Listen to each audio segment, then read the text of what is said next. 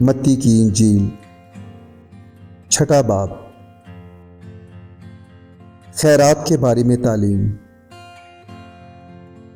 خبردار، اپنے راست بازی کے کام آدمیوں کے سامنے دکھانے کے لیے نہ کرو، نہیں تو تمہارے باپ کے پاس جو آسمان پر ہے تمہارے لیے کچھ اجر نہیں ہے۔ بس جب تو خیرات کرے تو اپنے آگے نرسنگا نہ بجوا، جیسا ریاکار عبادت خانوں اور کوچوں میں کرتے ہیں، تاکہ لوگ ان کی بڑائی کریں۔ میں تم سے سچ کہتا ہوں کہ وہ اپنا اجر پا چکے۔ بلکہ جب تو خیرات کرے تو جو تیرا دہنا ہاتھ کرتا ہے اسے تیرا بایاں ہاتھ نہ جانے، تاکہ تیری خیرات پوشیدہ رہے۔ اس صورت میں تیرا باپ جو پوشیدگی میں دیکھتا ہے تجھے بدلہ دے گا۔ دعا کے بارے میں تعلیم۔ اور جب تم دعا کرو تو ریاکاروں کی مانند نہ بنو، کیونکہ وہ عبادت خانوں میں اور بازاروں کے موڑوں پر کھڑے ہو کر دعا کرنا پسند کرتے ہیں، تاکہ لوگ ان کو دیکھیں۔ میں تم سے سچ کہتا ہوں کہ وہ اپنا اجر پا چکے۔ بلکہ جب تو دعا کرے تو اپنی کوٹھڑی میں جا اور دروازہ بند کر کے اپنے باپ سے جو پوشیدگی میں ہے دعا کر۔ اس صورت میں تیرا باپ جو پوشیدگی میں دیکھتا ہے تجھے بدلہ دے گا۔ اور دعا کرتے وقت غیر قوموں کے لوگوں کی طرح بک بک نہ کرو، کیونکہ وہ سمجھتے ہیں کہ ہمارے بہت بولنے کے سبب سے ہماری سنی جائے گی۔ بس ان کی مانند نہ بنو، کیونکہ تمہارا باپ تمہارے مانگنے سے پہلے ہی جانتا ہے کہ تم کن کن چیزوں کے محتاج ہو۔ بس تم اس طرح دعا کیا کرو کہ اے ہمارے باپ تو جو آسمان پر ہے، تیرا نام پاک مانا جائے، تیری بادشاہی آئے، تیری مرضی جیسی آسمان پر پوری ہوتی ہے زمین پر بھی ہو۔ ہماری روز کی روٹی آج ہمیں دے، اور جس طرح ہم نے اپنے قرض داروں کو معاف کیا ہے تو بھی ہمارے قرض ہمیں معاف کر، اور ہمیں آزمائش میں نہ لا بلکہ برائی سے بچا، کیونکہ بادشاہی اور قدرت اور جلال ہمیشہ تیرے ہی ہیں، آمین۔ اس لیے کہ اگر تم آدمیوں کے قصور معاف کرو گے تو تمہارا آسمانی باپ بھی تم کو معاف کرے گا، اور اگر تم آدمیوں کے قصور معاف نہ کرو گے تو تمہارا باپ بھی تمہارے قصور معاف نہ کرے گا۔ روزہ کے بارے میں تعلیم۔ اور جب تم روزہ رکھو تو ریاکاروں کی طرح اپنی صورت اداس نہ بناؤ، کیونکہ وہ اپنا منہ بگاڑتے ہیں تاکہ لوگ ان کو روزہ دار جانیں۔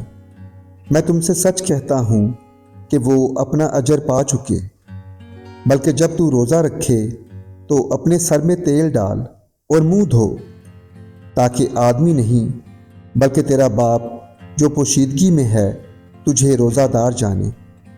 اس صورت میں تیرا باپ جو پوشیدگی میں دیکھتا ہے تجھے بدلہ دے گا۔ آسمان پر خزانہ۔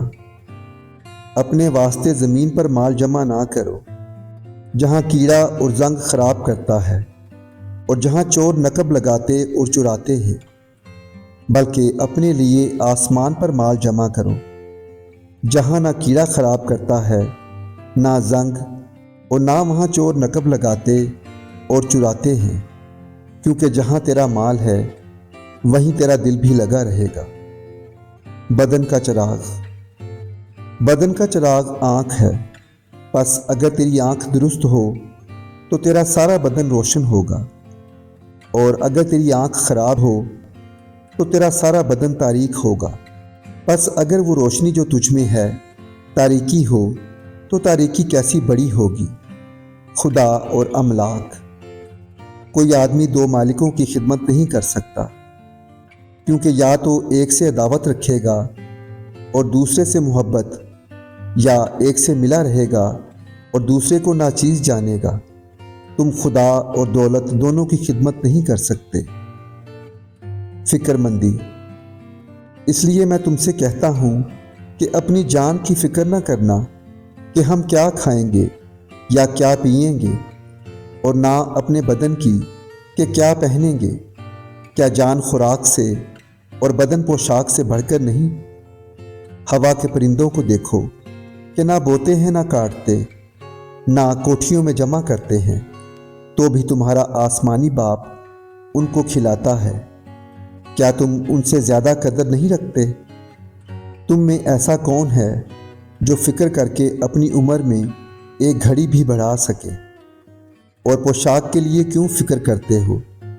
جنگلی سوسن کے درختوں کو غور سے دیکھو کہ وہ کس طرح بڑھتے ہیں۔ وہ نہ محنت کرتے ہیں نہ کاٹتے ہیں۔